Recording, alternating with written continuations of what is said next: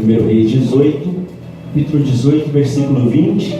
Quem achou diz amém. Amém. Quem não achou diz espere por mim. Versículo 20 diz assim: Então Acabe convocou todos os filhos de Israel e reuniu os profetas no Monte Carmelo. E Elias se chegou a todo o povo e disse: Até quando cocheareis entre dois pensamentos?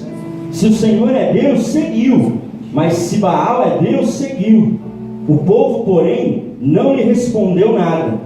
Então, verso 22, disse Elias ao povo: Só eu fiquei dos profetas do Senhor, mas os profetas de Baal são 450 homens. Deem-se-nos, pois, 2 novilhos, e eles escolham para si 2 novilhos, e o dividam em pedaços, e o ponham sobre a lenha. Porém não lhe metam fogo, e eu prepararei o outro novilho, e o porei sobre a lenha, e não lhe meterei fogo. Então invocai o nome do vosso Deus, e eu invocarei o nome do Senhor. E há de ser que o Deus que responder por meio de fogo, esse será Deus. E todo o povo respondeu dizendo: É boa essa palavra. Disse, pois, Elias aos profetas de Baal: Escolhei para vós um dos novilhos, e preparai o primeiro, porque sois muitos, e invocai o nome do Senhor vosso Deus, mas não metais fogo no sacrifício. E tomando o novilho que se lhes dera, prepararam-no e invocaram o nome de Baal desde a manhã até o meio-dia, dizendo: Ah, Baal, responde-nos. Porém não houve voz nenhuma, ninguém respondeu, e saltavam em volta do altar que tinham feito. Sucedeu que ao meio-dia Elias zombava deles, dizendo: Clamai em altas vozes, porque ele é um Deus. Pode ser que esteja falando, ou que tem alguma coisa a fazer, ou que intente alguma viagem, talvez esteja dormindo e necessite de que alguém o acorde. E eles clamavam em altas vozes, e conforme o seu costume, se retalhavam com facas e com lancetas, até correr o sangue sobre eles. Também sucedeu que, passado o meio-dia, profetizaram eles até a hora de se oferecer o sacrifício da tarde. Porém não houve voz, ninguém respondeu nem atendeu. Verso 30. Então Elias disse a todo o povo: Chegai-vos a mim. E todo o povo se chegou a eles, e Elias restaurou o altar do Senhor, que estava em ruínas. Tomou 12 pedras, conforme o número das tribos dos filhos de Jacó, ao qual viera a palavra do Senhor, dizendo: Israel será o teu nome. E com as pedras edificou o altar em nome do Senhor. Depois fez em redor do altar um rego, em que podiam caber 2 medidas de semente. Então armou a lenha e dividiu o novilho em pedaços, e o pôs sobre a lenha, e disse: Enchei de água 4 cântaros, e derramai-a sobre o holocausto e sobre a lenha. Verso 34. Disse ainda: Fazei-o segunda vez, e o fizeram segunda vez. De novo disse: Fazei-o terceira vez, e o fizeram terceira vez, de maneira que a água corria ao redor do altar, e ele encheu de água também o rego. Sucedeu, pois, que sendo já hora de se oferecer o sacrifício da tarde, o profeta Elias chegou e disse: Ó Senhor, Deus de Abraão, de Isaque e de Israel, seja manifestado hoje que tu és Deus em Israel, e que eu sou teu servo, e que conforme a tua palavra tenho feito todas essas coisas. Responde-me, ó Senhor, responde-me, para que este povo conheça que tu, ó Senhor, és Deus, e que tu fizeste voltar o seu coração. Então caiu fogo do Senhor e consumiu o holocausto, a lenha, as pedras, o pó, e ainda lambeu a água que estava no rego. Quando o povo viu isto, prostraram-se todos com o rosto em terra e disseram: O Senhor é Deus, o Senhor é Deus. Disse-lhe Elias: Agarrai os profetas de Baal, que nenhum deles escape. Agarraram-nos, e Elias os fez descer ao ribeiro de Quizon, onde os matou. Curva a sua cabeça, querido, feche os seus olhos e peça para o Senhor falar com você.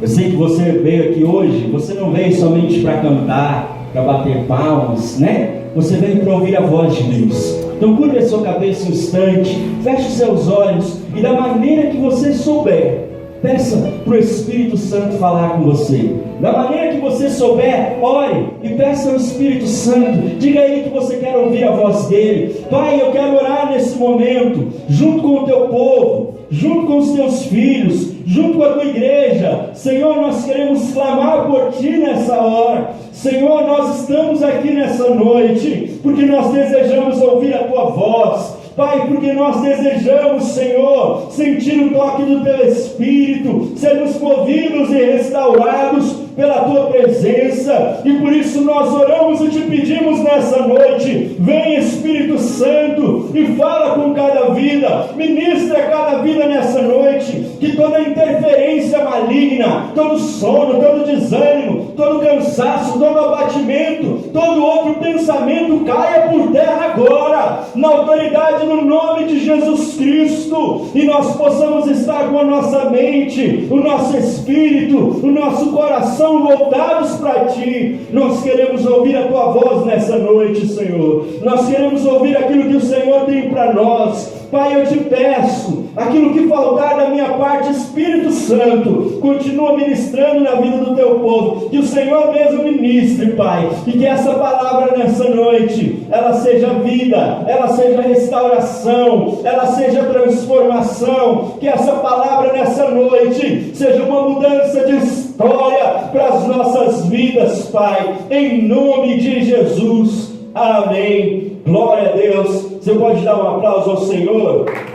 Aleluia. Aplauda mais forte ao Senhor. Glória a Deus. Quem já conhecia essa passagem? Esse texto, ele relata um dos maiores momentos de batalha espiritual do Antigo Testamento. Aqui nós vemos a adoração a um Deus chamado Baal, que representa para nós, representava espiritualmente lá e para nós hoje, o próprio Satanás, querendo adoração para si. Não sei se você prestou atenção nesse texto, mas existia um povo que era o povo de Deus, e esse povo estava adorando a um outro Deus. E é aquilo que o diabo ele quer fazer. Nós vemos no início do texto, falando a respeito do rei Acabe, que foi o rei que convocou os profetas de Baal para irem ao Monte Carmelo. E Acabe ele representa as entidades, as forças do inferno, as coisas desse mundo que trabalham para o próprio Satanás, para tentar nos desviar do foco, para tentar nos roubar da presença de Deus. Os profetas de Baal nesse texto, eles representam as forças espirituais, os demônios propriamente ditos, que agem sob o comando de Satanás. Lá em Efésios 6,12, o apóstolo Paulo fala a respeito de principados, potestades, dominadores, hostes da maldade, que são espíritos malignos que atuam, tanto no plano físico quanto no espiritual. E por fim, Elias, ele representa a igreja do Senhor, eu e você, que não podemos nos corromper, que não podemos nos calar diante daquilo que o diabo quer trazer contra nós. E aquele povo, ele representa o povo que estava ali esperando acontecer, o que ia acontecer, qual Deus que ia responder com fogo. Aquele povo representa as pessoas do mundo hoje, que precisam ser alcançadas pelo verdadeiro Deus, e elas somente podem ser alcançadas através da minha vida, da sua vida, assim como Elias se levantou. E esse texto, ele nos mostra um homem confrontando um exército de 450 homens.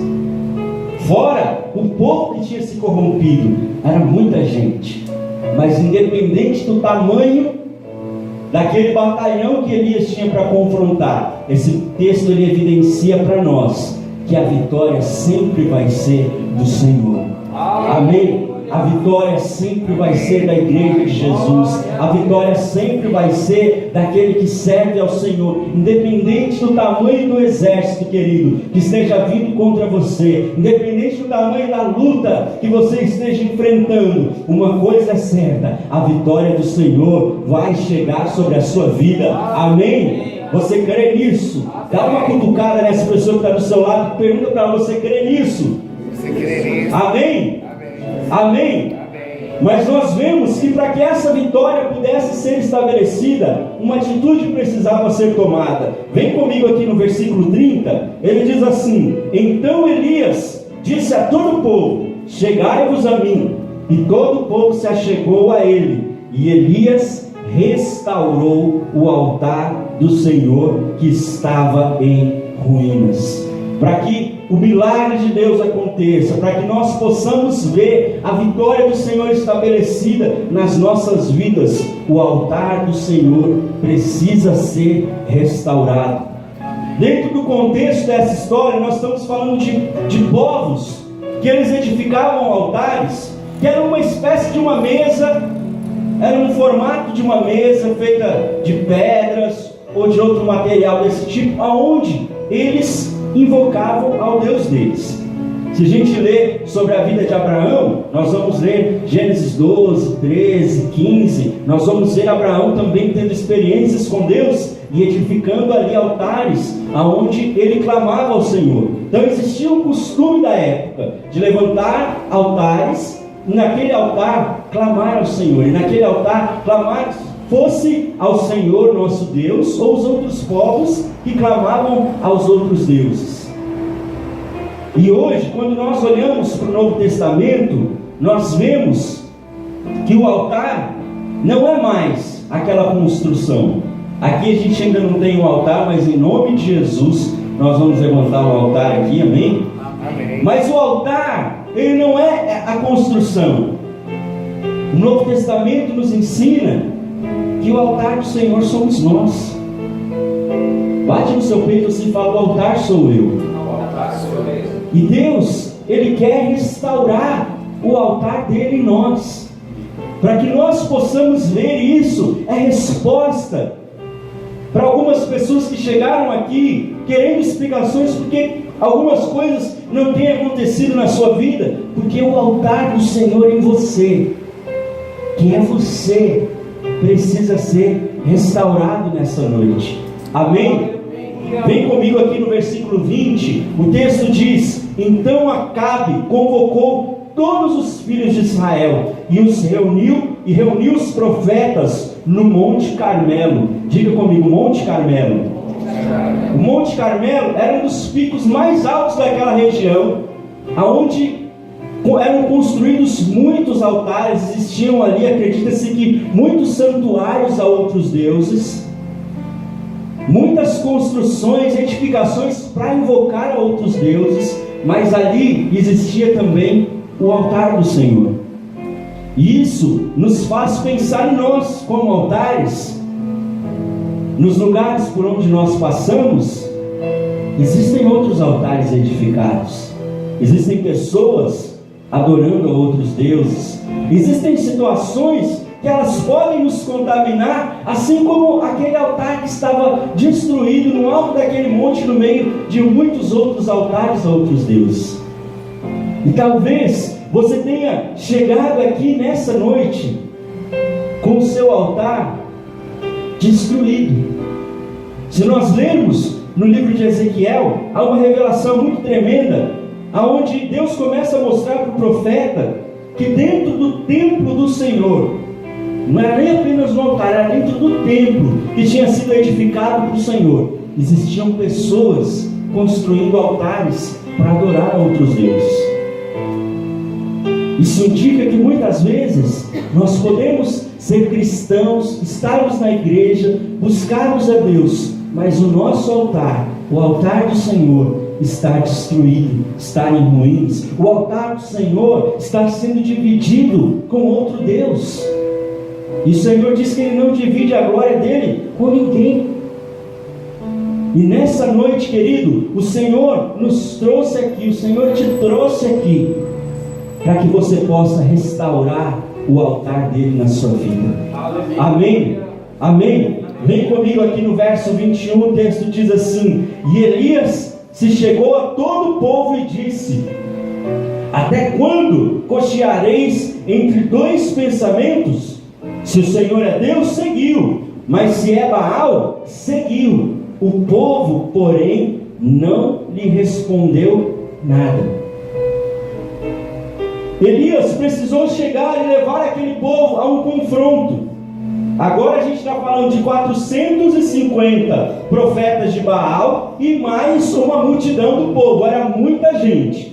E Elias precisou chegar diante de todos eles e perguntar: até quando vocês vão ficar divididos entre Deus e Baal? Eu quero te dizer nessa noite, querido, eu poderia estar aqui ministrando para você hoje uma palavra de bênção, uma palavra de vitória, uma palavra que você iria levantar suas mãos, aplaudir, celebrar, mas eu não posso deixar de falar aquilo que o Senhor quer que seja falado.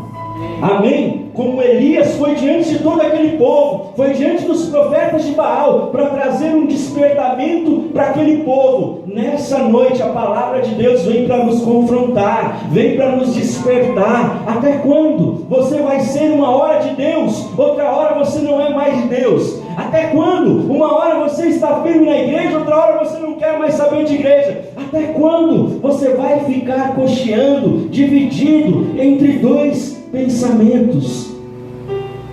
E ali Elias trouxe uma direção até pesada, porque ele olhou para aquele povo e ele falou: olha, se vocês acham que Deus é o Senhor, comece a seguir ele hoje. Mas se você prefere Baal, vai embora junto com Baal. Imagina isso.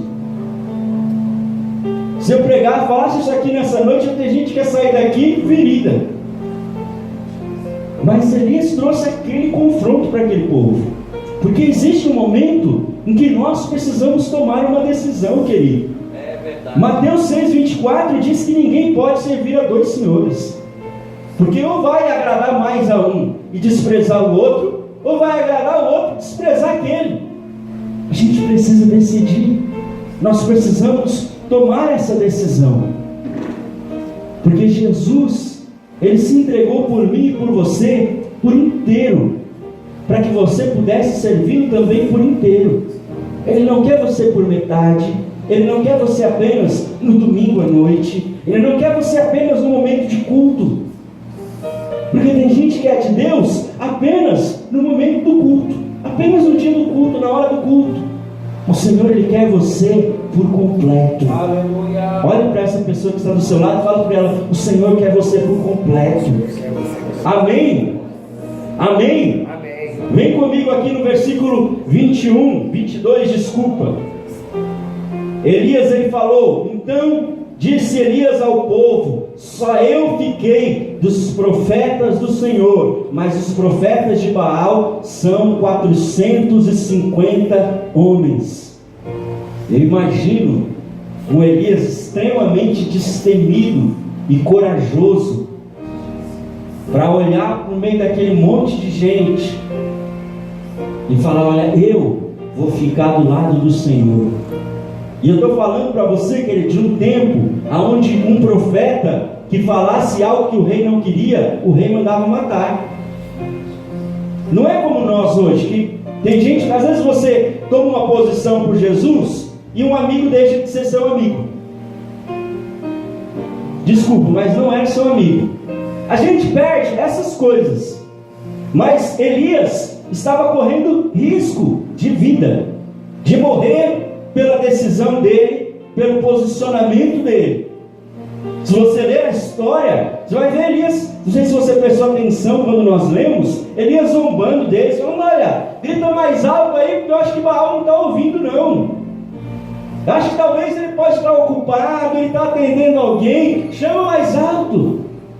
Porque no coração dele, ele tinha a decisão firme de quem era o Senhor, e que custasse o que fosse custar, no final das contas, o Deus que ia responder com fogo era o Senhor. Glória a Deus. E aí ele pegou e mandou aqueles homens pegarem um novilho. Era um costume de entregar um sacrifício, uma oferta para o Deus que eles estavam invocando. Ele falou: olha, vocês vão colocar isso, vão preparar esse novilho do jeito de vocês, e vocês vão começar a clamar ao Deus de vocês.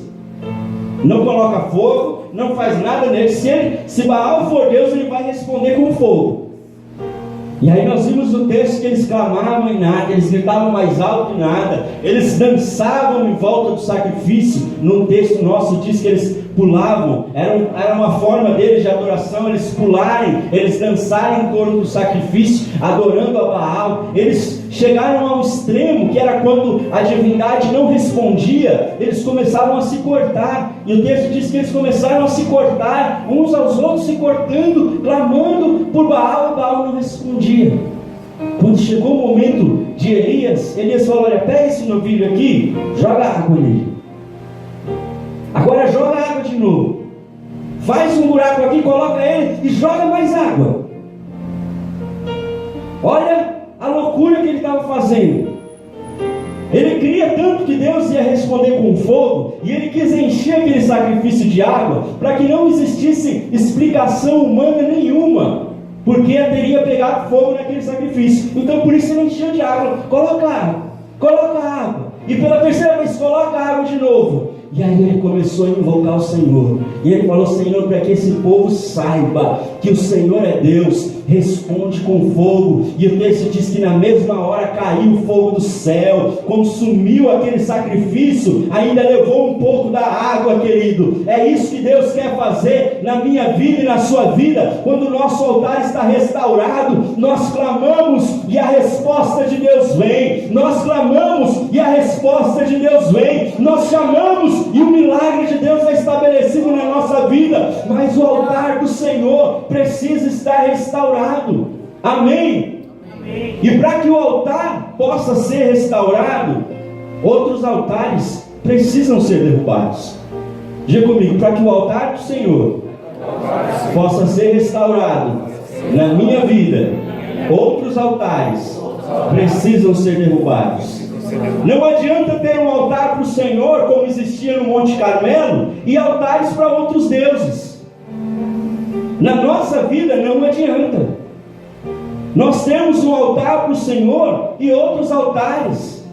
A gente precisa derrubar o altar da idolatria que muitas vezes nós levantamos. O mundo, ele é extremamente idólatra. E eu não digo idólatra apenas de imagem, porque idolatra um cantor ou uma banda, idolatra políticos, como nós vimos agora, nessa época política, as pessoas brigarem, amizades se desfazerem por causa de partidos, de ideologias políticas. Idolatria. E no nosso meio, nós somos muito idólatras. No nosso meio, no meio homoafetivo, existem as divas, né? Que nós levantamos. Aquela cantora, aquela isso, é minha diva. Diva, a origem da palavra, o significado da palavra é deusa. E eu estou levantando para a minha vida outros deuses. Isso eu não falo só de fora, lá no mundo secular. Tem gente que tem os seus deuses no meio da música gospel. Se você for ver em grupos de Facebook, você vai ver os fãs de um brigando com os fãs do outro. Idolatria. Às vezes nós idolatramos o nosso trabalho. Sabe como você sabe se você idolatra o seu trabalho ou não? Tem gente que por um motivo X, ela falta na igreja. Mas por aquele mesmo motivo X, ela não falta no trabalho. Idolatria. Para o meu trabalho eu não posso faltar. Agora para Deus a gente faz de qualquer jeito. Idolatria. Muitas vezes nós colocamos a pessoa que nós amamos, o nosso marido, a nossa esposa, o namorado, o noivo, noiva, como um Deus na nossa vida. Nós passamos a adorar aquela pessoa. Se o meu relacionamento estiver bem, tudo na minha vida vai estar bem. Mas se o meu relacionamento não estiver bem, está tudo fora do lugar. Idolatria. O primeiro precisa ser Deus. Tudo o que toma o lugar de Deus se torna uma idolatria na nossa vida. E eu quero te dizer nessa noite que se Deus ele não for o primeiro na sua vida, querido, ele não quer estar em nenhuma outra posição. É verdade. Não adianta Deus vir depois do trabalho, não adianta Deus vir depois do descanso, não adianta Deus vir depois da sua família. Eu estou falando de Deus, não da igreja, de Deus. Não adianta Deus vir depois. Ou ele é o primeiro, ou como diz Isaías 42:8, ele não divide a glória dele com ninguém. Amém? Quem está me entendendo aqui? Amém. Dá uma cutucada nessa pessoa que está do seu lado e fala: acho que Deus está falando com você. Em segundo lugar, abre a sua Bíblia comigo em Efésios, no capítulo 4, versículo 25, 4:25. Quem achou diz amém. Amém.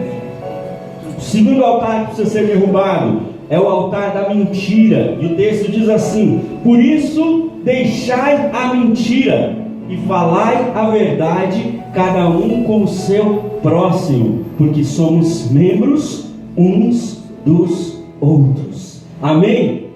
Amém. O segundo altar que precisa ser derrubado para que o altar do Senhor seja restaurado é o altar da mentira. Um cristão, um filho de Deus, não pode mentir. Se nós realmente somos cristãos, da nossa boca precisa sair a verdade. João 8,44 diz que o diabo é o pai da mentira. Então, quando eu minto, eu estou fazendo aliança com o diabo. Ah, apóstolo, mas é porque é uma mentirinha branca. Não existe. Ou é verdade, ou é mentira. Jesus disse sobre isso. A nossa palavra ela precisa ser firme. E nós precisamos manter as nossas convicções. O Senhor não compactua com a mentira, seja ela qual for. Tem gente que mente para se livrar de algo. Deus não compactua com isso. Tem outras pessoas que elas mentem tanto que nem ela mais sabe o que é verdade e o que é mentira, de tanta mentira que ela conta. Tem gente que mente para nada. Nós não podemos ser assim. Diga: eu não posso ser assim. Amém? O texto é muito claro, ele diz: cada um deixe a mentira e passe a falar a verdade. Se você quer ser um cristão, um servo de Deus, porque não é uma Bíblia, não é uma roupa que nos identifica, é a marca que nós temos no mundo espiritual, que o diabo ele não teme. Eu procuro vir sempre social, de gravar, por causa das pessoas. Para Deus não existe isso. Se eu estivesse aqui de regata e de bermuda, ia estar uma delícia se eu estivesse assim. Deus iria agir da mesma maneira. Mas nós precisamos aprender a ter uma conduta de filhos, é ter uma marca no mundo espiritual. É os demônios olharem para você e saber: esse aqui, ele é um cristão de verdade. E é isso o que o diabo teme, é o nosso posicionamento. Amém? Isso a partir de hoje, querido. E essa palavra não vem nessa noite para você sair daqui arrasado, se achando o maior mentiroso de todos. Não. Ela não vem aqui para acabar com o seu domingo, com a sua semana, não. Ela vem nessa noite para você limpar o altar, para você tirar a mentira do altar e a partir de hoje começar a falar a verdade. Amém. Ai, apóstolo, mas se eu falar a verdade eu vou perder isso. Perca, mas perca com o Senhor. Ah, apóstolo, mas se eu falar a verdade eu vou ter que assumir, eu vou ter que confessar quem eu sou. É melhor você servir ao Senhor com integridade, ter a mão de Deus agindo na sua vida, do que você cair na mão do Senhor, querido. Lá em Hebreus a palavra diz: coisa terrível é cair nas mãos do Deus vivo. Hoje, muitas vezes, você talvez não veja as consequências. Existe aquele ditado que diz que aqui se faz, aqui se paga. Nem sempre é tão assim, tão imediato, tão instantâneo. Mas uma hora a consequência chega. E o Senhor nos trouxe aqui hoje para nos limpar e mudar a rota da nossa vida. Amém? Limpa os teus lábios, purifica os teus lábios, tira a mentira do teu coração e começa a agir com a verdade. Você é um servo de Deus. Amém? Amém? Continua aqui comigo, abre a sua Bíblia aí, em 2 Crônicas, capítulo 33, no versículo 6.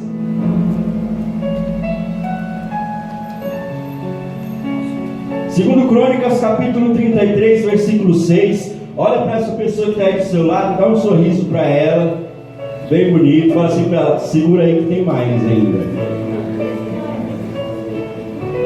Posso continuar? Posso mesmo? 2 Crônicas, capítulo 33, verso 6, diz assim: fez ele também passar seus filhos pelo fogo no vale de Inom, e usou de adivinhações e agouros e de feitiçarias, e consultou adivinhos e encantadores, e fez muitíssimo mal aos olhos do Senhor para o provocar a ira. O terceiro altar que precisa ser removido é o altar do nosso ego, o altar do nosso eu. Esse texto está falando sobre um rei chamado Manassés. Diga comigo, Manassés. E aquele homem, ele pensava tanto nele, e somente nele, que ele teve coragem de pegar os filhos. Quando o texto diz aqui, passou pelo fogo, não é que pulou a fogueira. Ele jogou os filhos na fogueira e queimou eles como sacrifício ao Deus que ele acreditava. Ele pensava só nele.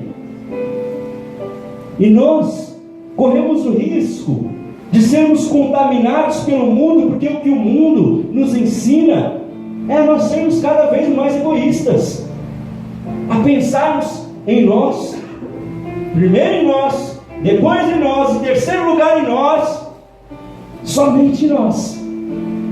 E aí nós vemos pessoas pisando umas em cima das outras para conquistar uma vantagem que ela precisa, pessoas falando mal uma das outras. Por quê? Porque ela só pensa nela, ela não pensa no mal que ela vai causar para o outro.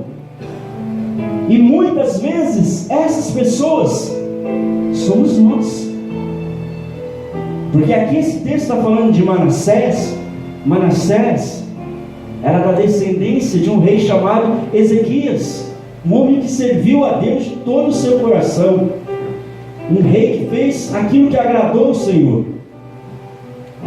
E Manassés, como descendência dele, também fazia parte do povo de Deus. Não era rei de uma nação estranha, ele era do meio do povo de Deus, que conhecia a palavra de Deus.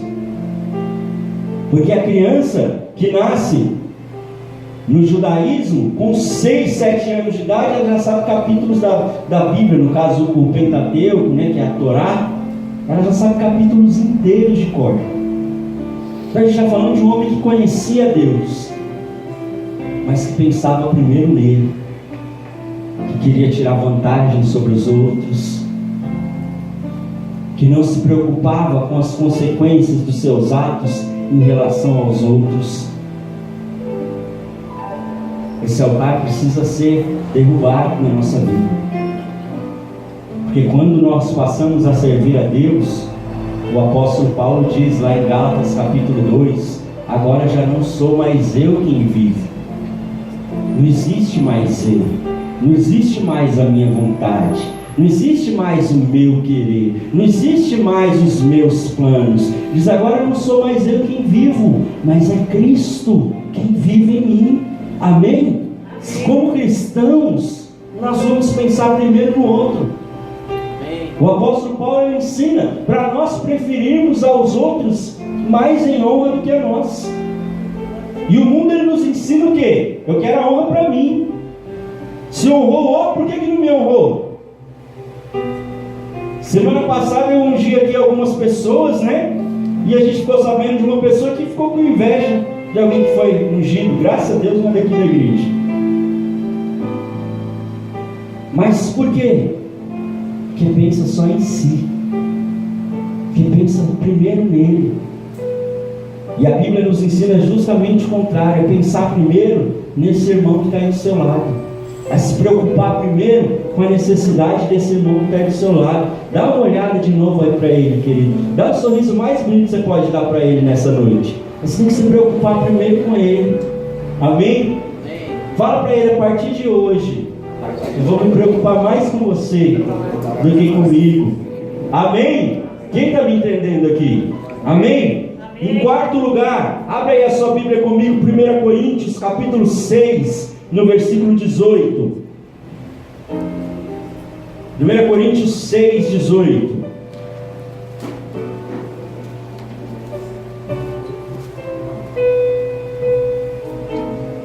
Coríntios capítulo 6, verso 18 diz assim: fugir da fornicação. Todo pecado que o homem comete é fora do corpo, mas o que se prostitui peca contra o seu próprio corpo. O quarto altar que precisa ser destruído, derrubado das nossas vidas é o altar da pornografia e da prostituição. Esse texto ele diz: fugir da prostituição. E quando ele fala de prostituição, não é o garoto, a moça que fica lá na esquina. Não é somente eles. Quando ele diz fugir da prostituição, é aquele que tem relações com pessoas sem compromisso nenhum. Qual a diferença daquele que vende o seu corpo para aquele que fica com qualquer um? Hoje vai para a cama com um, amanhã vai para a cama com outro, depois vai para a cama com outro. Qual a diferença? Para Deus é prostituição da mesma forma. E não apenas isso. Você pode falar: apóstolo, mas eu não faço isso. Mas e na sua mente? Jesus disse que se um homem ele olhar para uma mulher com desejo impuro, ele já pecou. E na sua mente? Você que já tem um relacionamento, a responsabilidade é muito maior. Mas você que é solteiro, você não está isento disso. Muitas vezes nós não fazemos fisicamente, mas na mente planejou, pensou, desejou, e isso é pecado. E o texto é muito claro: foge disso.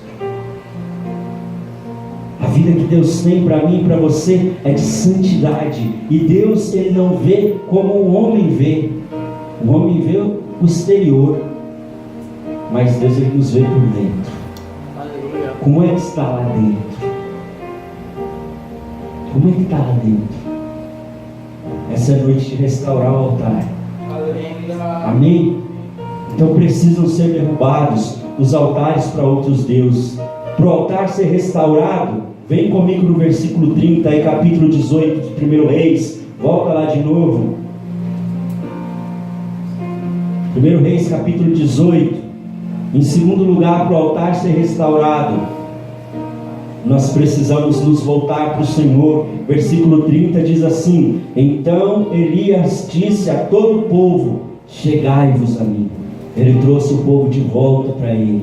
Ele trouxe o povo para perto dele. Ele trouxe o povo para perto de Deus. Depois que foi denunciado os altares de Baal, que não veio fogo cair do céu, não respondeu Baal, não respondeu com fogo, Elias trouxe de novo o povo. Para nós restaurarmos o nosso altar, nós precisamos voltar para o Senhor. Lá em Zacarias 1,3 diz assim: portanto diz-lhes, assim diz o Senhor dos exércitos, tornai-vos para mim, diz o Senhor dos exércitos, e eu me tornarei para vós, diz o Senhor dos exércitos. Amém? Amém? Nós precisamos voltar para o Senhor. Em terceiro lugar, vem comigo no versículo 31, diz assim: tomou Elias 12 pedras, diga comigo, 12 pedras, conforme o número das tribos dos filhos de Israel, ao qual viera a palavra do Senhor, dizendo: Israel será o teu nome. E com estas pedras edificou o altar em nome do Senhor. Em terceiro lugar, para nós restaurarmos o altar do Senhor, nós precisamos nos voltar para os princípios bíblicos. Elias pegou 12 pedras e ele sabia o que aquele ato significava para o povo de Israel. Ele sabia o que aquele ato fazia o povo de Israel se lembrar. Porque desde quando eles estavam lá no Egito ainda, o Senhor falava com eles a respeito de das 12 tribos que seriam levantadas, que eram os 12 filhos de Jacó. Quando eles, com Josué, atravessaram o Mar Vermelho, um altar com 12 pedras foi construído para aquele povo. Quando ele estava ali levantando aquele altar com 12 pedras, eles estavam se lembrando dos princípios bíblicos, dos princípios que Deus já havia estabelecido, e eles estavam fazendo aquele povo se lembrar de que para servir a Deus eles precisavam voltar para os princípios bíblicos. Nós não podemos servir a Deus da nossa maneira. Hoje o mundo tem tentado fazer isso conosco, e nós vemos aí quantas pessoas que estão fora da igreja construindo a sua própria maneira de buscar a Deus. Não existe isso. Se você quer servir a Deus, é do jeito de Deus, é do jeito que Deus já estabeleceu. Você precisa congregar, você precisa ter uma igreja. Lá em Hebreus 10, 25 diz para nós não deixarmos de congregar. Fala para essa pessoa que está do seu lado, fala, você precisa ter uma igreja. Amém? Nós precisamos, como eu já falei aqui hoje, sermos fiéis ao Senhor nos nossos dízimos e nas nossas ofertas. Malaquias 3,8 diz que quando nós não somos fiéis ao Senhor nos dízimos e nas ofertas, nós estamos roubando a Deus. É princípio bíblico que Deus já estabeleceu. Não adianta querer discutir com o princípio, debater com o princípio. Ou a gente serve da maneira de Deus, ou a gente não está servindo a Deus. Nós precisamos, eu quero que você abra mais um texto aí na sua Bíblia, segura esse 1 Reis e abre comigo Hebreus capítulo 13, no versículo 17, lá no Novo Testamento. Hebreus 13, 17. Olha o que esse texto diz. Hebreus capítulo 13, versículo 17.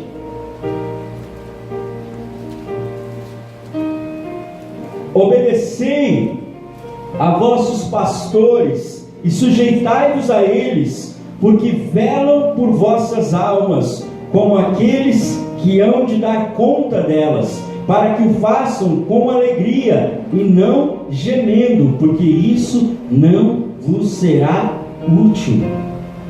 Outro princípio que precisa ser resgatado nos nossos dias é da honra aos sacerdotes, aos pastores, aos líderes que Deus levantou. Hoje nós vemos pessoas que elas não medem palavras para falar contra uma igreja, para falar contra um pastor, seja ele quem for, tenha ele o pensamento que ele tiver. É um pastor, é um servo de Deus, é uma autoridade que Deus levantou. Nós não podemos falar contra, nós não podemos usar a nossa boca para difamar. Precisamos restaurar esse princípio também de honrar os sacerdotes. Você está aqui hoje, talvez você passou por uma, duas ou quem sabe mais igrejas, e talvez você chegou aqui e no seu coração você ainda tem sentimentos contra liderança de igreja que você passou, pessoas de outras igrejas por onde você passou. Querido, hoje libera isso no mundo espiritual, libera perdão para quem você precisa perdoar, libera e abençoa as igrejas por onde você passou. Talvez agiram errado em algo com você, mas com certeza, se você olhar, teve alguma coisa de boa que aconteceu na sua vida lá, teve alguma coisa que Deus fez na sua vida enquanto você estava lá. Então libera, abençoa, vira a página, começa uma nova história. Aleluia. Tem gente que vai para outra igreja e fica falando mal da antiga, e passa o tempo todo lembrando e falando mal da outra igreja, está preso lá e a vida não anda. Libera hoje, querido, libera perdão, limpa o seu coração, vira a página, porque Deus tem uma história linda para escrever para você, porque Deus tem uma história linda para escrever na sua vida, amém? Mas você precisa virar a página, deixa o que passou, não importa, não adianta mais querer voltar lá e pedir contas de nada. Vira a página, comece uma história nova, amém? Amém? Vira para quem está do seu lado e fala: Deus está falando com você, amém? Volta comigo lá, 1 Reis capítulo 18, verso 33, para a gente terminar. Então armou Elias a lenha e dividiu o novilho em pedaços, e o pôs sobre a lenha, e disse: enchei de água 4 cântaros, e derramai-a sobre o holocausto, sobre a lenha. Disse ainda: fazei-o segunda vez, e o fizeram segunda vez. E de novo disse: fazei-o terceira vez, e o fizeram terceira vez, de maneira que a água corria ao redor do altar, e ele encheu de água também o rego. Existiu toda uma maneira como Elias foi fazendo as coisas. Isso mostra para nós o quanto nós precisamos, se nós queremos restaurar o altar do Senhor, aprender a fazer da maneira de Deus. Desde, se você olhar, vai ver que ele armou a lenha, ele dividiu o novilho, aí ele pegou os pedaços, colocou sobre a lenha, aí ele encheu de água. Existia já uma determinação na palavra de Deus, daquilo que precisava ser feito, da forma que tinha que ser feita. E ele fez exatamente daquela forma. O altar do Senhor, ele só pode ser restaurado da forma de Deus. Não é só você hoje pedir perdão e amanhã voltar a fazer tudo de novo. Não. É começar a partir de hoje a fazer da maneira de Deus. Amém? E aí, se você ler o restante do texto, você vai ver que depois que ele fez tudo da maneira de Deus, na hora em que ele invocou o Senhor, querido, o fogo do céu veio, a resposta de Deus veio. Deus pôde ser glorificado através da vida de Elias no meio de todo aquele povo. Baal não tinha respondido com fogo. Quando nós edificamos outros altares, no meio das nossas lutas, das nossas dificuldades, nós somos vencidos, nós somos envergonhados, porque existem altares para outros deuses. Mas quando nós levantamos o altar do Senhor, quando nós edificamos o altar do Senhor, e nós clamamos ao Senhor, o fogo do céu desce sobre as nossas vidas. E é isso que Deus quer fazer, querido. Ele quer levantar esse altar, restaurar esse altar em nós, para o fogo dele descer sobre a sua vida, sobre a sua casa, para os milagres dele serem liberados sobre você, para aquelas orações que você tem feito há tanto tempo e não tem visto resposta, para que a resposta seja liberada sobre a tua vida. Mas o altar precisa estar pronto, o altar precisa estar restaurado, preparado. Amém? Amém? Quantos querem restaurar o altar do Senhor nessa noite? Eu vou